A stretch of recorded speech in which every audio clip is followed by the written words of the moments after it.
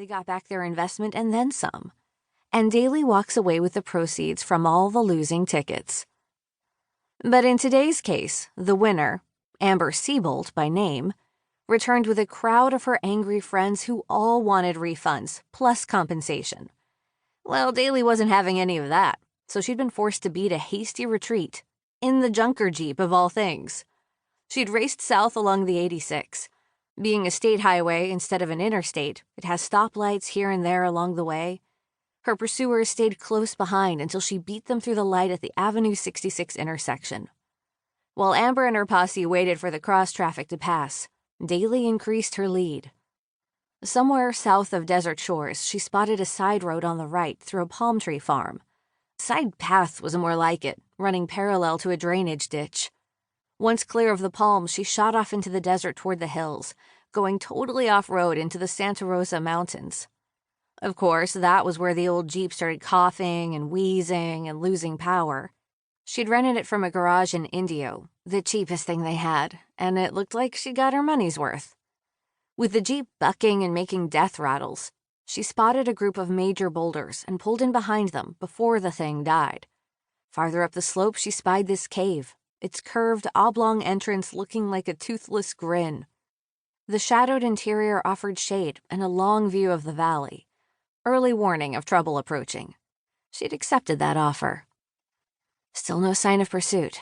She'd lost them. Yay for me. But she'd also stuck herself in the middle of nowhere with a dead junker. She seriously doubted she could get an Uber or Lyft to drive out here and take her back to her own car in Coachella, which meant she was going to have to walk to some outpost of civilization along the shore of the Salton. And that brought up the recurring question of whether these games were worth it. Just because she'd been raised by a grifter family, did she think she had to avoid the straight life? Maybe, and maybe not. Not like she hadn't tried straight jobs. Once she ditched high school and struck out on her own, she'd found herself honest work. But nothing she tried paid more than minimum wage, mostly because she lacked marketable skills. Legally marketable skills.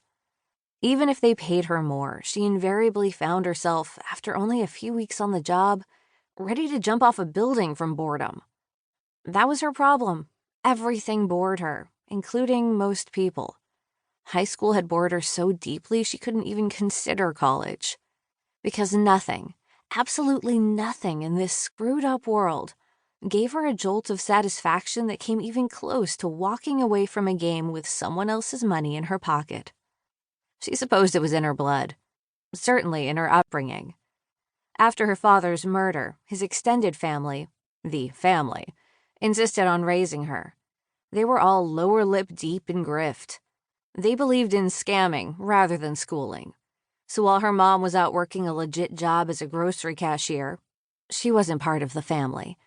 Her daughter was having her left leg tied up behind her with her foot nestled against her butt and being put out on the street with an older cousin to beg for money for this poor little amputee.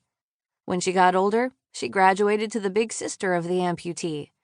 She was also dragged along as a cute little prop when her uncles would go door to door finding customers for their driveway coating scams because, really, would a con man bring his daughter along? Little Stanka, yeah, her given name, also learned to pick pockets and rifle through an unwatched handbag in a shopping cart. No guilt. Her mother tried to instill some sense of right and wrong into her life, but the vast majority of her extended family, virtually everyone else she knew in the world, took it for granted that grift was life. And so it became second nature for little Stanka and carried over to grown-up Stanka. With the sun sinking behind her and shadows of the Santa Rosa peak starting to creep across the desert before her, Daly figured she'd better get moving. But as she rose, she felt something slap against the top of her head. She screamed. Couldn't help it, screamed like a little girl and ran out of the cave frantically slapping at her head. Something flat and oblong and slightly fuzzy there. The lichen patch? Still running/dancing/hopping in a circle, she gouged at it, trying to work a finger under an edge and peel it off, but it was stuck fast to her hair, glued to her head. She screamed again as her scalp began to burn, like something was seeping into her. Then her vision blurred and her legs went soft.